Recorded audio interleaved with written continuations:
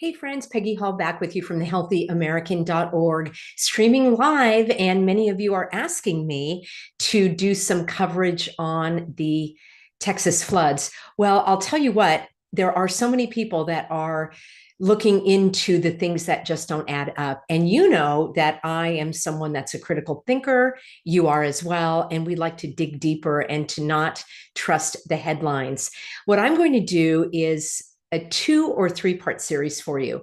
And tomorrow, I'm going to show you and I'm going to bring you some evidence and reasons why you are being lied to. You're being lied to a lot of things, especially what's going on in the news, the mainstream merry-go-round media, the headlines, and so forth. But before we can tackle that deeper statement and premise and reason of why you're being lied to, first of all, I want to tell you about why those that are lying to you, why they benefit, to kind of set the stage. Because the question that I get from everyone is, why would they do this? Why would someone, meaning the government or agencies, why would they intentionally seek to harm people? Well, I'm going to share that with you on this video. I've got probably maybe a dozen reasons why the bad guys benefit when there are catastrophes, whether the catastrophes are natural or not, whether they are orchestrated. They certainly, we can all agree that they are sensationalized, and the headlines will pummel us with the information, often confusing, often conflicting, often charged with emotional words and images. And I'm not going to share any of that with you. I'm not going to share any news stories. I'm not going to share any images. What I am going to share with you is a very interesting video clip from a movie that was produced and broadcast in 1958 with Cary Grant. And this was a movie called Indiscreet. And you know me, I don't really like to watch movies very much, but sometimes I think, well, maybe the old-fashioned movies won't be so bad. They won't be vulgar and violent and all of that. Wait until I share with you just this, several second long clip of what they were talking about in 1958. Now, I'm just an English teacher, not a math teacher. So if someone can actually let me know how many years that is, I think it's well over 60 years. This is how long the bad guys have been planting these seeds for us to be ushered into their evil ways. So let me share with you several, and you can add these up for me as well, several reasons why and how the bad guys benefit from catastrophes such as the Texas flood. Now, I want to let you know, I've got another piece of information about what's going on in California. I need to verify this, but apparently it came from the California Senate. And this I'm going to share with you as another bit of evidence as to how the bad guys will benefit. So at the end of this broadcast, actually in my Substack, which is free, peggyhall.substack.com, that usually comes out a day or two after I broadcast my videos. In that Substack, which is a written blog, it's absolutely free, I'm going to share with you 2 links of websites, other Substacks, where people are doing a deep dive into all of the things that are not adding up. And I'm going to share with you tomorrow some more of my tips about how to, if you're going to watch the news, how to read between the lies. I've done plenty of videos about that in the past, but it's always good to have a refresher. So that will be in my Substack. And the reason why I'm not going to mention the blogs and the websites on this public channel is because YouTube will take down videos where you are questioning the veracity of what happened in these mass casualty events. That's one of the YouTube no-nos, is you're not able to say, hey, this didn't really happen. This doesn't add up. And I've been skating on thin ice. I want to maintain this channel because I have tens of thousands of subscribers that want to tune in for my analysis. The other thing I might do is please leave comments because you know what's going on behind the scenes there. And, or should I say behind the seeds, the cloud seeds. Can I say that on the channel? Let me know in a comment if you would like me to cover this in a deep dive on our private webinar. Now, I do this monthly. And on the private webinar, I can go into great detail without worrying about censorship. So that's the first Saturday of every month. So in a couple of weeks, we're coming up on the August webinar. And I don't really like to give my life, energy, and essence to all of these bad guys, the evildoers, but I do want to use it as a way for critical thinking. And most of all, this is where I'm coming from, friends. I want to help you not get into the spin cycle and feel so worn down and so psychologically distraught over what you're being shown on TV and on social media. I want you to read between the lies so that you can say, you know, this doesn't add up. I don't know about this rescue story. It doesn't make sense. You're telling me all these things, but when you listen to it, it doesn't. Why are they doing that? Why are they tugging on the heartstrings of people? Could it be for GoFundMe's? Could it be for more trauma and terror? That's what we're going to talk about right now. So the number one way that bad guys benefit from these events, orchestrated or not, is the infliction of terror on the population. And that's why, and I'm going to put terror and trauma, they're slightly different. So terror can be a threat of a danger that may not ever come to pass. Now, I didn't cover a lot of the doom and gloom that was being paraded out prior to July 4th. Interesting what happened in Texas, but people were saying, oh, there's going to be some sort of, I'm not even really pay attention to it, but there was going to be some kind of solar flare or internet meltdown or whatever. Fill in the blank. It's always something, the doom and gloom, the sky is falling. I guess that's how people get hits and views and everything on their videos. I'm like, I'm not even going to cover it. I'm going to wait until July 4th passes, and then maybe I'll talk about how it never happened. And I did that in previous years on previous events that were supposed to happen. That's called terror. Terror is the threat of danger. And that is so debilitating. It literally can stop people from thinking, from living, from just eating and sleeping, because they are filled with dread and anxiety about something that in most cases is not going to come to pass. Now, I have a very simple analogy, and that is you are on a ship, you're on a voyage, and this terrible event that they're telling you is your destination. And all along on the ship, you've got doom and gloom and dread, and you're so beside yourself that you can't even sail that ship clearly. You didn't prepare because you couldn't think about what you needed to do. You literally are poking holes in your own ship on that voyage, even if that destination is going to be horrible. What I prefer to do, and this is one of my mottos and the way that I live my life, is I do the exact opposite. I will hold a vision of, you know, brighter days ahead and smooth sailing and a better result. And so when I'm on my ship, I can batten down the hatches, I can enjoy the ride, I can, at least during the time from point A to point B, I'm not going to let the terror get to me. Even if the destination is full of wild savages that want to, do me harm, I will have some wherewithal. I won't be so beaten down by the threats and the danger that by the time I get there, I'm so weary, I can't even fight them. So that is the nature of terror, and I'm not going to fall for it. And the headlines and so many YouTubers and Substackers are peddling that stuff. And I personally don't participate. I have a very select handful of people that I can rely on that I believe are really able to read between the lies and are trying to help you not get stuck in the doom and gloom. So the terror is one of the most powerful tools of the bad guys, the enemy, the evil doers. So regardless of what's going on, it's going to be presented to you as so outrageous. It's going to be sensationalized. There's going to be a parade of people coming through that you don't even know if you can trust them, if their stories are even accurate. Think about it.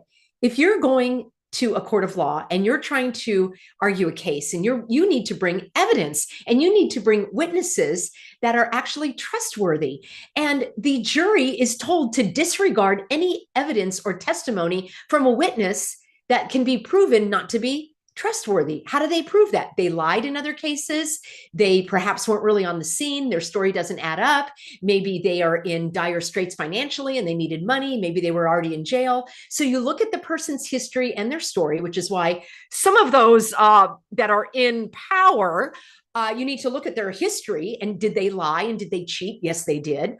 I've done plenty of videos about that. So that person is not deemed trustworthy, meaning what they say you can't trust. So I'm thinking some of you want me to do a deep dive on this in our private webinar, and I can bring to you some of the witnesses that have been paraded out in this latest event. And I'm not saying it didn't happen, and I'm not saying that people weren't harmed. Hear me clearly. I am saying that the bad guys are going to benefit from this, regardless of the cause. And you know, because I've covered this many times, and I'm going to talk about this tomorrow, you're being lied to. You're being lied to about the weather. You're being lied to about so many things. But let's talk about why they would do that. Well, the terror weakens you. It makes you more, not you smart ones, but the general population. It makes them more easily manipulated so that they can usher in their ultimate agenda. And I'm going to explain that to you as we go through my list here. So terror, the threat of danger that may or may not happen. So you're constantly living in fear. I have so many healthy Americans that are telling me they're struggling with sleeping, with anxiety, with dread, with indigestion, because they're not living their lives in a, freely and fully. They're tied to the headlines and they're being affected by that. And I've got many dear friends that are feeling so beside themselves with the images and things that they're seeing on TV. So again, to quote myself from a previous video, well, stop watching it then. That's what I have to say about that. You can still pray, you can still feel compassion without, well, let me give you an example. I was a lifeguard in my earlier days. And when I went through lifeguard training and I later taught the lifeguards how to become lifeguards, the number one rule, well, among the number one rule that you are taught is you need to save yourself. So you are taught all sorts of evasive maneuvers to save yourself when you're doing a rescue. So when you jump in that water, there are ways that you can save the person in distress at arm's length, or you've got your arm across their chest and you are at a distance so that they cannot pull you under. If they start to pull you under, if they panic, if they become hysterical and they start pulling you under, we are taught evasive maneuvers to rescue ourselves. Think about it. If you're on an airplane, you're told to put the oxygen mask on first. Yes, the only kind of mask I would really wear. You're told to put on the oxygen first before you help others. You are no good to anyone else if you are being worn down and terrorized by these headlines and you're glued to the screen and you watch video after video after video. And that is exactly what the bad guys are counting on. So save yourself, number one. Number two, the trauma that is inflicted upon the innocent people, not only those that are experiencing the horrors that are inflicted upon them, like we saw in Maui, like we saw in Los Angeles, Pacific Palisades, but the trauma that's inflicted upon you as the observer. Now, hear me out. This may sound strange, but I want you to think it through. In some ways, not 100%, for some people, observing the trauma can be more detrimental than experiencing the trauma themselves. You may not agree with me, but I've experienced that. When I am helpless and seeing the suffering of someone else that I cannot help, it's more detrimental to me than when I am going through tough times because it's happening to me and I'm trying to figure out how to go through it. So I had a loved one who lost her home in the Palisades fire. And it's strange, but she kind of seems to be doing okay, given what she's been through. She's had a lot of support, a lot of help, and she's looking at it. She's like, I'm dealing with it. Whereas those of us that are watching it cannot comprehend the enormity of these losses. So when you are the witness to the trauma, you are being traumatized as well. And you need to be aware of that. This is a tool of the enemy. The bad guys benefit by this trauma, and not only the individual trauma, but the trauma bonding, meaning as a society, we are going through this, like what happened with 9/11. And many people have exposed the truth about that. But the point being, at the time, people were just flabbergasted. Often these events, the more outlandish and outrageous, the shock and awe, the easier it is for people to believe it, because they say, well, it's so enormous. How could they all be in on it? I've done videos called how could they all be in on it? So they don't all have to be in on it. And plenty of people want to be in on it because they're paid, or maybe they are ex-cons, or maybe they're going to get out of jail, or maybe they're going to be given a lot of money and sent to live somewhere else, or maybe they're criminals anyway, or maybe they really believe in it. They believe in taking away the bang bangs. So they're happy to go in front of a camera and say these things. All right, another way that the bad guys benefit, just on the simple face of it, People are being harmed. Their property is being harmed. Their livelihood is being taken away from them. So they've lost their homes. They've lost their vehicles. They've lost their belongings. They've lost their pets. They've lost loved ones, if we are to believe what we're shown. And they've lost businesses, in particular, small businesses. The fabric of those communities is torn asunder. And this is one of the biggest whammies, if you can call it that, of how the bad guys benefit. And I want to explain that to you in just a moment when we revisit LA, Pacific Palisades, and when we revisit Lahaina. So the homes are destroyed, the property is destroyed, meaning their personal belongings, the vehicles are destroyed. How do people get to work? What if the businesses they were working at are now shuttered? What if they owned a business that is now shuttered? What about opportunities are lost? Somebody was just about to get a new job and then the business went out of business. So the harm that is perpetrated upon the people is enormous. And the bad guys benefit from that, from the psychological despair, the wearing people down. And this turns me to the next point. The bad guys benefit because there now is an increased push to rely on the federal government. And it troubles me that it's the federal government. I do believe that the states should be prepared within their own state for these eventualities, especially if we are told that this is happening because of climate change. And that ties right in. So stick with me. I'm going to expand on that in a moment. Is anybody keeping track of how many I've been talking about? If you can, there might be, I don't know, maybe a dozen points that I'm going to make here. But the reliance on the federal government really is troubling to me, because that expands the notion of we are like a nation. And I believe that the importance needs to be placed on the individual sovereign states. That's why living in Florida is completely different for me than living in California. California has the nation's highest taxes. It has the highest tax on gasoline. It has the highest cost for energy, like just your utilities, the worst roads, even though it has the highest taxes on gasoline for the roads. The property taxes actually aren't as bad as some states, but the personal income tax doesn't exist in Florida. So, and there's a surprising great law that happened in Florida, many new laws that came on the books that I'm going to share in an upcoming video. The point I'm making is each state is sovereign. The laws in Florida are different than the laws in California. That's why, unhappily for me, maybe not for others, the beautiful Palm Springs area is now one big pot farm. You may like to do that for your recreation, but it's really been taken over kind of like the industrial mafia, and it has ruined, in my experience, the nice, easy vibe. There's a whole different vibe now in the Palm Springs area because that was regulated differently in California. It's different in Florida. It's different in every state. I celebrate that. I applaud that. I want to magnify and enhance that. I don't like the federal government, for example, saying that, oh no, the states have to put fluoride in their water. Well, the federal government has zero, repeat after me, zero authority to tell the states what to do with their municipal water. So I don't like this encroachment and the growing of the federal government, of FEMA, and everybody turning to the federal government to answer all of their problems. And that's what happens in these disasters. I'm all in favor of people getting help where they need it. Absolutely. I believe that it should fall to the states and that it should fall to, individuals. Private companies are stepping up to the bat. My friends who started Public Square and who also have a business called Every Life, because they are pro-life, pro-family, pro-faith, pro-freedom, they are bringing diapers to this area. So it's a personal business that is stepping up to the plate. And I would like to see more of that. I have neighbors that would do anything for me, and I would do anything for them. That's what I would like to see more of. Churches, community groups. Why the federal government? So the encroachment of FEMA is another way that the bad guys benefit. Now, I want to talk about blaming it on climate change.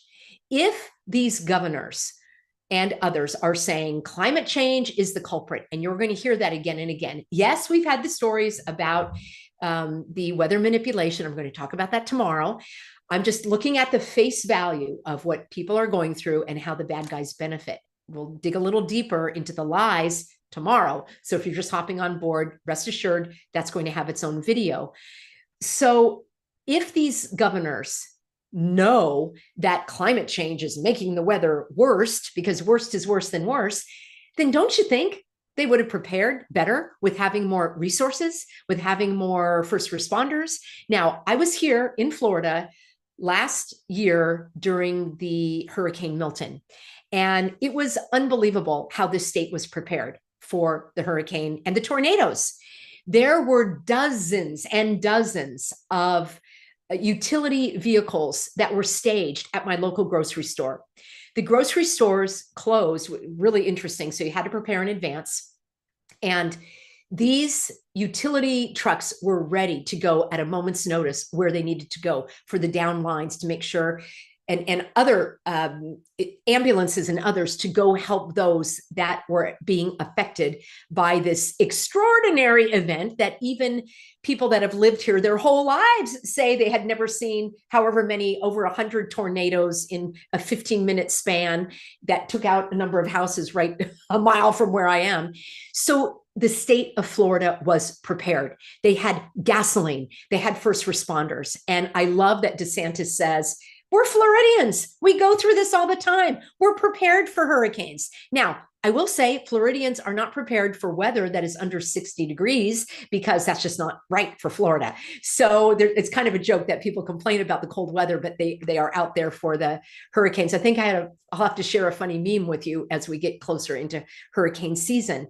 So what I want to share with you now is this 1958 clip. And I want you to listen. When I talk about incrementalism, when I talk about climate change, let's take a look at this now, shall we? And I will play it through, and then I'll play it again in case you didn't hear it clearly, and I will let you know exactly what they're saying. This is Cary Grant and this other performer. Okay, here we go. Let me get my sound up. It's rather muggy in Paris today. It was muggy here too. Really? Yes. I made dinner reservations at both the Mirador and the White Tower. You have your choice. They don't suit you? Yes, they do. Oh, they're very nice restaurants. Well, let me scroll ahead a little bit, but here's the most important thing. All right, here we go. I arranged something. Oh, You did? we'll just listen. I hope you'll approve. I'm sure I will. A friend is taking us to the Players Club. Oh, I see. That's quite a treat. I thought it was something unusual for you. Since I'm not a member, I coaxed a friend to invite us. Thank you. That's very thoughtful of you. Here we go. Here we go.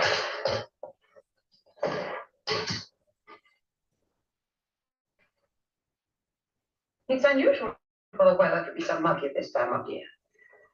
Yes, I read an article the other day that claimed the world's weather was changing. Oh, really? That's interesting.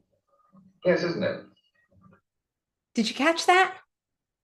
All right, they're getting into the elevator, and the first thing both of them say, oh, it was very muggy in Paris. Oh, it's very muggy in New York as well. And now she says, it's unusual for the weather to be so muggy this time of the year. And he says, I read an article the other day. Okay, this is 1958. I read an article the other day saying that the world's weather is changing. Isn't that interesting? She says. And he says, yes, it is. How do you like them apples? So they've been planting the seeds about the weather in the world changing for however many years that is, 1958, several decades. So blaming it on climate change is a slam dunk for the bad guys. Why? They can have tax credits on carbon capture and all the other things that ideally the Trump administration is going to get rid of. I know that California has been one of the worst states in terms of the laws that were passed for climate change. So this is a huge one in these events. All right, the next way that the bad guys benefit is higher insurance. Now, in California, we can barely get private insurance on our house. It is basically government run because it's so expensive, and the insurance agencies are leaving California. They're leaving Florida. They probably are going to be leaving Texas. several of you told me that the insurance companies were pulling out of Arizona. And that is a little bit of a tip off as to where these disasters may happen next, whether they are fires or floods or hurricanes or tornadoes or blizzards. I did a video a year or two ago about the unusual blizzard in California, and I did a whole expose on the government manipulating the weather, and the government admits to it. So we'll talk more about that tomorrow. But rest assured that the insurance companies are going to want to pull out of Texas. So what does that mean? It means higher expenses for your insurance. What does that mean? People aren't going to want to live in a private home. They're going to want to rent. Perhaps, let's see, I don't know, just off the top of my head, one of the Pack'em and Stack'ems, one in the 15-minute cities. So that is the next thing. You move the people out of their land, especially out of the rural areas. We're seeing that in North Carolina. I don't want to exclude that travesty. Oh, excuse me. I meant to say tragedy and travesty that occurred there, that was inflicted there. So they want to move the people out of their homes, especially those that are living in more rural areas. By and large, people that live in the rural areas are more self-sufficient. They're more freedom-minded. They're just live and let live. They don't want to be a part of all of this new world disorder. So that brings me to the next point. People are they've lost their property. It's going to be difficult to rebuild. It's going to take a long time to get all of the permits and things. We are going on in Los Angeles. People still can't get permits for their homes. And I was just sent this right before I came on the air. And it says, breaking. The California Senate has passed Senate Bill 549, granting the LA County authority to purchase the fire-destroyed lots for minimal cost and convert them into low-income housing. Now, this still hasn't been signed into law, but this is the direction that they're moving in. And you know that this is happening in Lahaina, and it likely is going to happen in South Carolina, and it likely is going to happen in Texas. So this story goes on to say this directly contradicts Gavin Newsom's previous assurance to homeowners that such government-driven property conversions wouldn't happen. There was another funny meme that said, oh, Gavin Newsom, he's just trying to maintain his position. He's grasping at straws. Oh, that's right. He outlawed straws, which he did in California. You can't drink out of plastic straws because, you can drive a car that's made out of plastic. My glasses are made out of plastic. Can't get rid of plastic, friends. So there we have it. You're going to have the government move the people out, move them in to the stack 'em and pack 'em and stack 'em, however you want to say it, and into their 15-minute cities. So there probably are more things that I could add into how the bad guys benefit, but I wanted to set the stage to answer the question, why would they do this? This is why they would do it. So the terror, the trauma, weakening the people, weakening their resolve, literally taking their property, which is irreplaceable. People, lives, pets, people, property, businesses, morale, opportunities, the future, all of these things damaged. The PTSD that people are going to experience. I mean, it's absolutely stunning. The reliance on the government, the blaming it on the climate change to use that, manipulate that as well, the higher insurance costs, moving people out of their homes, government taking the land and the property and moving them into big cities basically and corralling them into that. So tomorrow we are going to talk about how you are being lied to. Let me know if you come across any other clips or articles where climate change was put into our psyche decades ago. This is the nature of incrementalism. Now, I hope and pray that in my last phase of life here, however the good Lord grants me, that I'm not going to see these 15-minute cities come to fruition, that hopefully that's going to be 100 years from now, because they've been, and hopefully it's not going to happen at all is my point, but the incrementalism moves so very slowly. That's why somebody like Bob Kennedy can come out and say a certain thing and then backpedal and go, oh, and the bad guys are like, oh, we pushed too far. We turned up the pot too high. Let the steam out a little bit. Turn the pot down a little bit. The frogs are jumping out. So then they backtrack and then they throw out a trial balloon and they see how far they can go. I think it's very important that we continue to speak out, to stand up. I know that it's like David and Goliath. And that's why I don't want to give the bad guys another benefit of stealing my time and stealing my joy. That's another thing I should put there. So I'm not going to give it a lot of airtime. I'm not going to re-traumatize or terrorize any of my viewers showing images. I'm not going to do that. You want to find them, go find them. What I am going to do is in my Substack, which will be published the day following this video, is I will give you a link to one, maybe two Substacks. And then there's a website from a Healthy American that has done a great deep dive on, I might have a couple of websites of things that just don't add up. And I might touch on a couple of them very generically. Let me know if you are in our private webinar, and I can do more of a deep dive on that when we do that. The other thing is, it's extremely important, if you want to really read between the lies of these horrific events, is to give yourself some time and space. Responding immediately to the images that you're seeing falls into the hands of the bad guys. They know that your emotional state is going to block your rational thinking, sober mind. You won't be able to see things clearly. That's why, you know, decades later, people are looking at 9/11 going, oh, that's weird. That's how could a plane, how come the building didn't stop the plane? I mean, all of it doesn't add up, as you know, but it takes many years for some people to even be able to question it. So give yourself weeks or several days, and then maybe go back if you're so interested and look at that news report and look at that eyewitness and actually listen to what they're saying, and then turn off the sound and look at their faces, look at their expressions. Is that consistent with someone who's been through trauma, who is grieving? Or is that consistent with a psychopath or somebody that was paid to say these lines that they're smirking and kind of smiling about because they're thinking about their big paycheck? Friends, you remember last year, roughly around this time, I lost two of my beloved family members, Elsie and Teddy. I was so bereft, I couldn't even come on the channel for a couple of weeks to even broadcast a video. And when I did, you could see the sorrow in my face and my demeanor. My eyes were swollen and I could barely speak a sentence clearly. I certainly am not going to go on a TV interview the following day saying that I lost a loved one. It doesn't even make sense to me. And to do it anyway, there will be plenty of people that will justify that as well. Oh, everybody grieves differently. Of course they do. And you need to have a little more discernment when you look at that stuff. So that's what we're going to talk about tomorrow. And let me just spend a moment to take a look at your comments, because we are live, and I want to thank you for being on here live. I'm here Monday through Thursday. It's 8 p.m. Eastern, 5 p.m. Pacific, and I really appreciate having you on board as well. So I see Kathy and Danielle and Valerie, of course, our moderators, Rhonda here all the time. Dolly, welcome. Florida Mark, nice to have you on board. So many here. Joyce says, I don't watch any news, but I still see what's going on by the few people I follow, and I'm so tired of worrying about everything. Joyce, I'm sending you the biggest hug.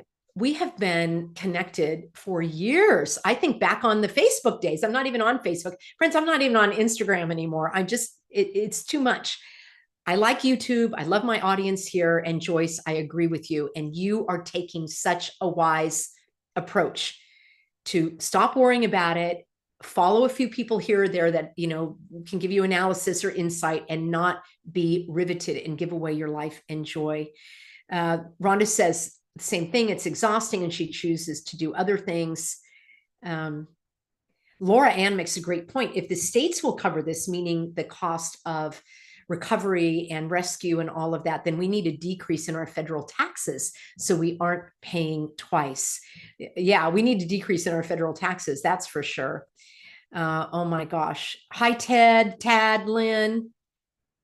NMD, yes, Texas has a weather modification program. I pretty much, you know, it's great. I think everybody knows that now. I think it's just undeniable that not only are there things being sprayed in the air, but that, you know, these things are going on. Okay, Swiss, I know what you're talking about in that little video clip that I played. And yeah, I know what you're talking about. Some people get upset when I point out the fact that these performers are performing in more ways than one. And when you start to see it, you can't unsee it. I might have to do maybe in one of our private webinars, we'll talk more about the inversion. It sickens my, I get queasy. I can't really watch that stuff. So, all right, friends, I want to thank you. Madeline says they're already building those types of cities in Texas. I'm going to make a note about that, Madeline, because I want to see where those are. I did a video previously about what Musk is doing in Texas, and he's creating his own weird prison, city. And I don't even know if he's doing it anymore now that he's getting booted out. I don't like to follow that guy either. Guy. Yeah. Ellen. Very strange. Okay. Kim says, why is it the Bob Iver, Bob Chapek, Bob Kennedy? I know some nice Bobs as well. And it's sad that they have hijacked the name. Okay. Renters being asked of tenants is only to protect the owner of the property in the event of a fire flood. They don't have to replace the tenant's belongings. Okay, I'm not quite sure about that, but if it has to do with renter's insurance, many people do have insurance on their own personal property, but not on the building if they're renting, if I'm interpreting that correctly. I'm going to wrap up, and I'm just so glad that everybody was here. And let's see. We've got BA Cat Lover. Thank you. Caitlin says, I never watch the news. You helped me check out of the spin cycle. Caitlin, I'd love to know how you feel. I sleep better, and I was under the impression that I needed to know everything and tell everybody everything. And you know what? It's the same old song and dance, which is why I don't really need to do a deep dive per se. So tomorrow we're going to talk about what to look for. And then you can take that checklist and you can apply it to any event, and you can do your critical thinking. And it's literally like they're using a script and we're going to use a checklist. So I want to thank everybody for being on board. I'll be back with you tomorrow. Would you do me a favor and just make sure that you are subscribed to this channel? And if you would hit the thumbs up, not in the chat, but you have to click off the chat once the video ends. If you would leave a comment in the body of the video as well, that helps YouTube get my video out to more people. And that is something you can do that only takes a moment. And I really appreciate it. And Caitlin says, I feel liberated. I think that's what we all want to feel. And you know what, Caitlin? That is one of the best ways to push back against the bad guys, because they want to enslave you, your fears and your dread. And you know what? It's usually people like us that have the compassionate hearts that are the most affected. Everybody else is just out living their lives and going camping or whatever they're doing. God bless them. They're living their lives. They're not really affected by it like we are, the compassionate ones that want to reach out and help, and we're affected, and they use that against us. So compassionate boundaries, save yourself, focus on your family, what you're doing, what's important in your life. And I really appreciate all of you. Signing off, I'm doing the Tennessee goodbye, aren't I? Where I keep saying goodbye, goodbye, goodbye, goodbye. So now I'm going to say it, goodbye, and I'll see you in tomorrow's broadcast.